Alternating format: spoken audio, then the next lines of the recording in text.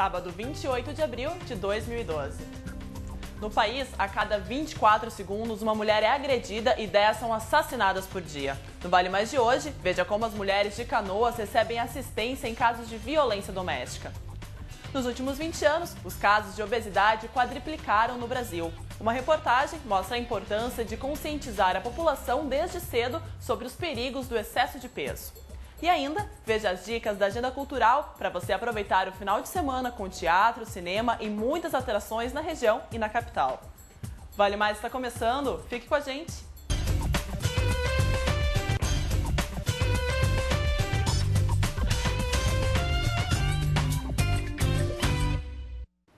Olá!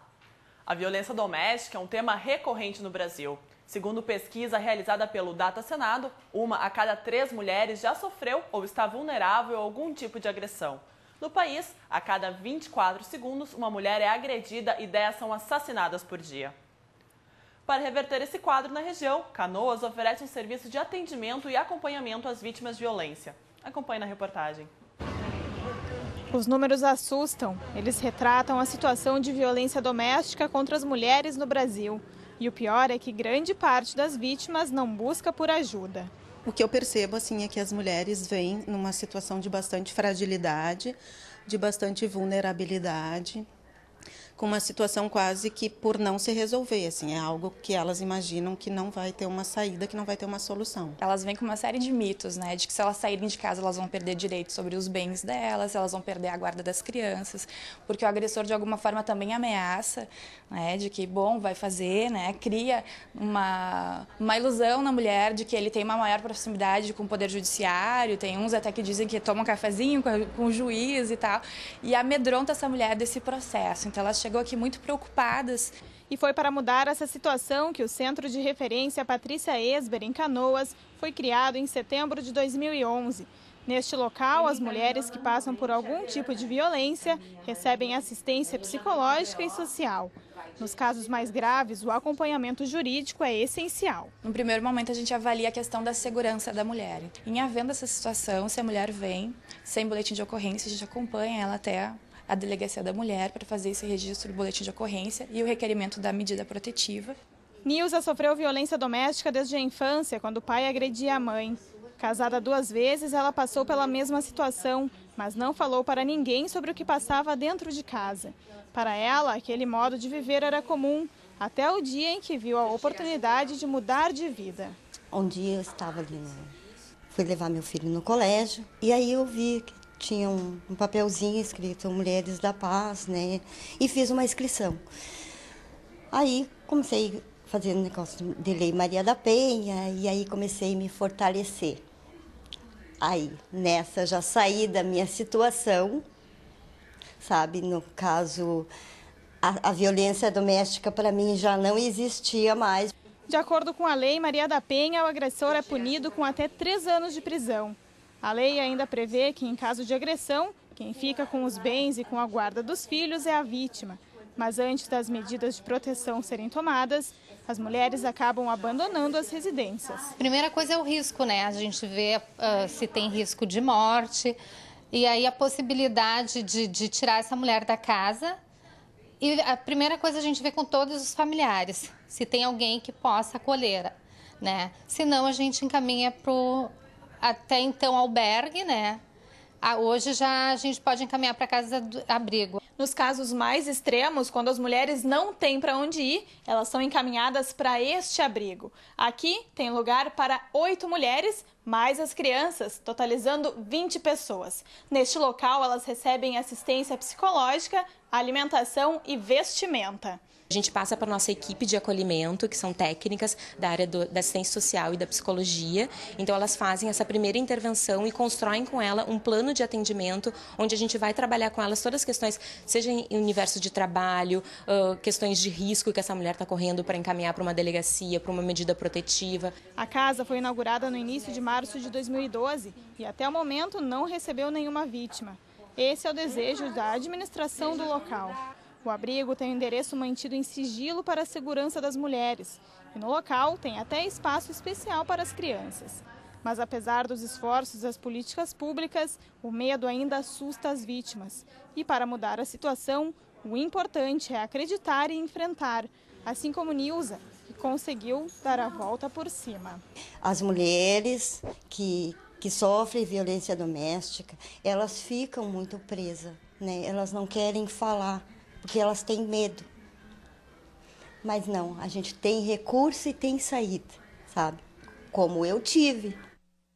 O Centro de Referência Patrícia Esber fica na Rua Siqueira Campos, número 321, no centro de Canoas. Outras informações no site canoas.rs.gov.br ou pelo telefone 3464-0706. Não é novidade para ninguém que os quilinhos a mais não são um problema estético e sim uma questão de saúde. Segundo o último relatório da ONU, existem no mundo 1,5 bilhão de pessoas com obesidade. Isso é tão grave que a doença ganhou status de epidemia. De acordo com dados do IBGE, nos últimos 20 anos, os casos quadriplicaram no Brasil. E como forma de tentar combater e conscientizar a população sobre os perigos do excesso de peso, o Ministério da Saúde está trabalhando na base da formação pessoal das crianças. Acompanhe na reportagem a história de 2 meninos que lutam contra a balança. Refrigerante, salgadinho, pastel e cachorro-quente.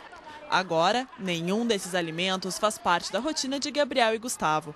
Os irmãos de 11 e 12 anos estão de dieta desde dezembro de 2011, quando descobriram que estavam com alterações no colesterol e triglicerídeos. Depois de 3 meses de reeducação alimentar, eles já perderam 8 e 11 quilos, respectivamente. No começo, tu sentia falta, que tu lembrava, assim, mas, agora que já acostumou, não. Agora é normal. O que tu comia antes, tu até se espanta. Tu pensa, pô, mas eu comia isso mesmo, é já demais. E hoje eu como bem menos e me sinto muito mais saciada. Eu me sinto muito melhor, porque hoje eu sou muito mais leve. Eu me sinto melhor porque até, assim, saúde, né? Porque posso até comer mais coisas do que eu podia comer antes até, porque, eu não sei direito, mas é bem melhor, assim. Os irmãos sempre estiveram acima do peso e, segundo a mãe, era complicado fazer com que eles aceitassem a mudança na alimentação. No final do ano passado, ela levou os dois a um endocrinologista, quando foram descobertos os problemas de saúde. A partir dali, eles ficaram com muito medo. Medo de doença, medo que eles viessem a ter um problema bem maior que esse. E aí o medo fez eles seguirem a dieta que sempre foi estimulada. A partir disso, eles pararam assim com tudo que foi lanche, refrigerante, que era isso, que era o nosso problema principal. Sempre foram crianças que se alimentaram bem, assim, bastante fruta, verdura. Então, esse nunca foi o nosso problema. O nosso problema realmente era lanches, refrigerante, as guloseimas, assim. Foi-se o tempo em que se acreditava que criança gordinha era criança saudável. Hoje, 33% dos jovens de 9 a 12 anos sofrem de obesidade infantil. A má alimentação e a falta de exercícios físicos são os principais culpados disso. A obesidade é a doença que acontece quando se ingere mais energia do que se gasta. Ela pode existir por vários motivos. Psicológicos, por alteração no metabolismo, pode ser herdada geneticamente ou, o mais comum, por hábitos alimentares. Uma criança obesa tem 50% de chances de se tornar um adulto com sobrepeso e sofrer de hipertensão, diabetes, problemas ósseos e de articulação ou ainda problemas no fígado. Existem alguns trabalhos que pontuam, que a criança que consome muito alimentos muito industrializados, corantes, conservantes, ela poderá desenvolver um déficit de atenção. Ela é mais dispersa, ela é mais agitada, é uma criança mais assim, ela não sei se posso classificar em hiperatividade, mas ela tem uma dificuldade de concentração mesmo. O prato tem que ser colorido, ele tem que ser atrativo, ele não pode ser somente não pode agradar somente ao paladar, ele tem que agradar também o visual. O trabalho de conscientização deve ser feito na escola também, mas o principal exemplo na educação é no dia a dia em casa. E mudar os hábitos, como a família Teixeira fez, pode salvar os jovens de um futuro doente. Foi uma mudança bem rigorosa, assim, bem radical na vida deles. A gente passou o Natal com uma ceia que tinha muitas coisas e eles com a comidinha deles ali separada, a sobremesa separada. E eles venceram isso. Eu acho que naqueles dias de festa do final do ano foi a prova de fogo deles, assim. Hoje eu não sinto falta de nada, assim. A gente come de tudo, mas